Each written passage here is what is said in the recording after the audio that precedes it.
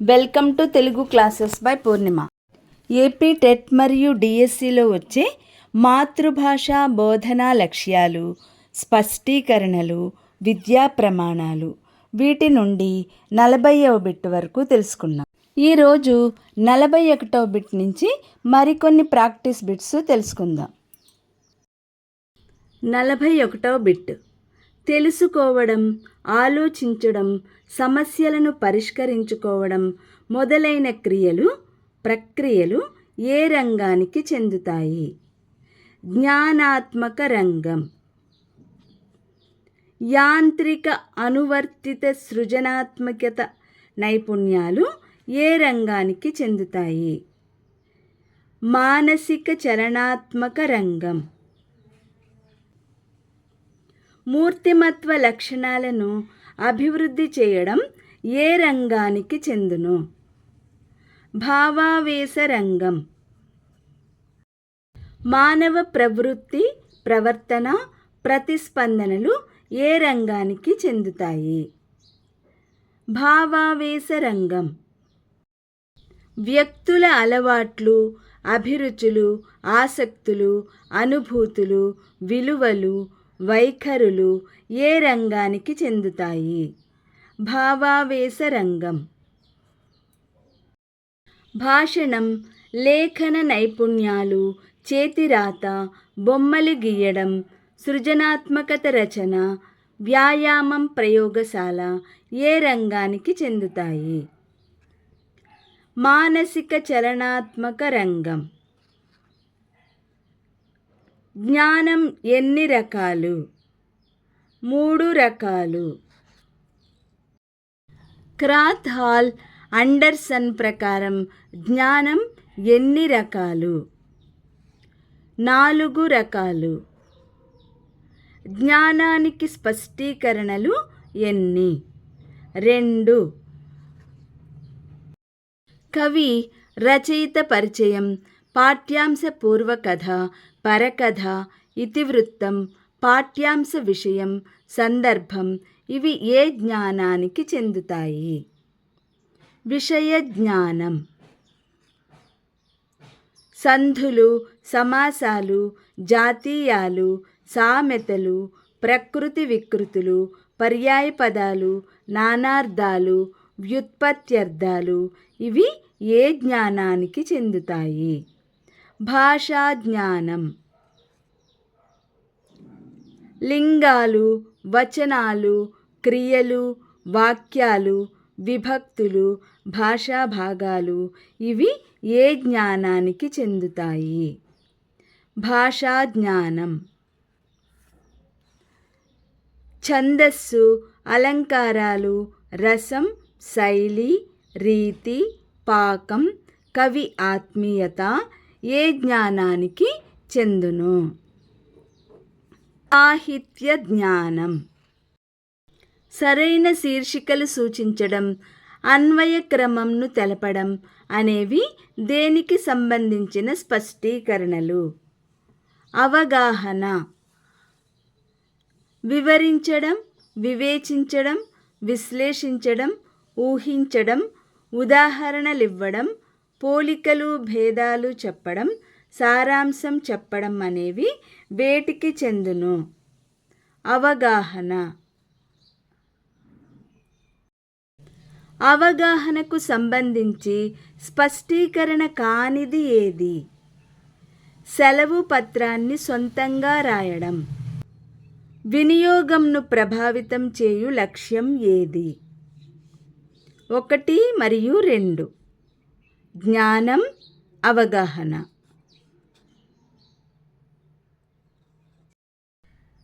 వినియోగానికి చెందిన స్పష్టీకరణను గుర్తింపుము. మితభాతత్వం, చమత్కృతి. వ్యక్తీకరణను ప్రభావితం చేయు లక్ష్యాలు ఏవి? 1 మరియు 2. జ్ఞానం, అవగాహన. కవులను కలవడం, ప్రసంగాల్లో పాల్గొనడం, రచనలు చేయడం, పోటీలు ఏర్పాటు చేయడం అనేవి దేని యొక్క స్పష్టీకరణలు? 1 మరియు 3 భాషాభిరుచి, సాహిత్యాభిరుచి. రసానుభూతి అనే లక్ష్యానికి చెందిన స్పష్టీకరణ ఏది? రచనలో రసభేదాలను తెలుసుకోవడం. రసానుభూతికి చెందని స్పష్టీకరణ ఏది? కవులను గౌరవించడం. సముచిత మనోవైఖరులకు చెందిన స్పష్టీకరణ ఏది? విమర్శను సహృదయంతో స్వీకరించడం. కనీస అభ్యసన స్థాయిలో సామాన్యమైన విరామ చిహ్నాలను పాటిస్తూ ఉక్తలేఖనం తీసుకోవడం అనే ఉపసామర్థ్యాన్ని ఇలా సూచించారు. 4-4-2 కనీస అభ్యసన స్థాయిల్లో 2-5-3ని సూచించు ఉపసామర్థ్యం. సన్నివేశాలను, సంఘటనలను వర్ణించడం. దేశభక్తి, త్యాగం, విశ్వమానవ సౌభ్రాతృత్వం వంటివి ప్రతిబింబించే విలువలు. సామాజిక విలువలు. ఉద్దేశాలు, గమ్యాల నుంచి ఆవిర్భవించి తరగతి బోధనకు మార్గదర్శకత్వాల నెరపి ఆయా పాఠ్యాంశాల ద్వారా విద్యార్థుల్లో ఆశిస్తున్న ప్రవర్తనా మార్పుల్ని సూచించేవి. లక్ష్యాలు. విద్యార్థి గానం, నాట్యం, చిత్రలేఖనం వంటివి నేర్చుకోవడం వలన కలిగే విలువలు. సృజనాత్మకత విలువలు. రసానుభూతి అనే లక్ష్యానికి చెందిన స్పష్టీకరణ ఏది? రచనలో రసభేదాలను తెలుసుకోవడం. రసానుభూతికి చెందని స్పష్టీకరణ ఏది? కవులను గౌరవించడం. సముచిత మనోవైఖరులకు చెందిన స్పష్టీకరణ ఏది? విమర్శను సహృదయంతో స్వీకరించడం. కనీస అభ్యసన స్థాయిలో సామాన్యమైన విరామ చిహ్నాలను పాటిస్తూ ఉక్తలేఖనం తీసుకోవడం అనే ఉపసామర్థ్యాన్ని ఇలా సూచించారు. 4-4-2 కనీస అభ్యసన స్థాయిల్లో 2-5-3ని సూచించు ఉపసామర్థ్యం. సన్నివేశాలను, సంఘటనలను వర్ణించడం. దేశభక్తి, త్యాగం, విశ్వమానవ సౌభ్రాతృత్వం వంటివి ప్రతిబింబించే విలువలు. సామాజిక విలువలు. ఉద్దేశాలు, గమ్యాల నుంచి ఆవిర్భవించి తరగతి బోధనకు మార్గదర్శకత్వాల నెరపి ఆయా పాఠ్యాంశాల ద్వారా విద్యార్థుల్లో ఆశిస్తున్న ప్రవర్తనా మార్పుల్ని సూచించేవి.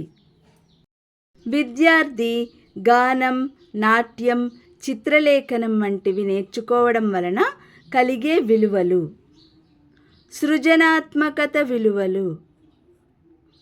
ఒక వస్తువును గురించి కానీ, ప్రదేశాన్ని గురించి కానీ లేదా వ్యక్తిని కానీ ఏర్పడే ప్రత్యేక భావం.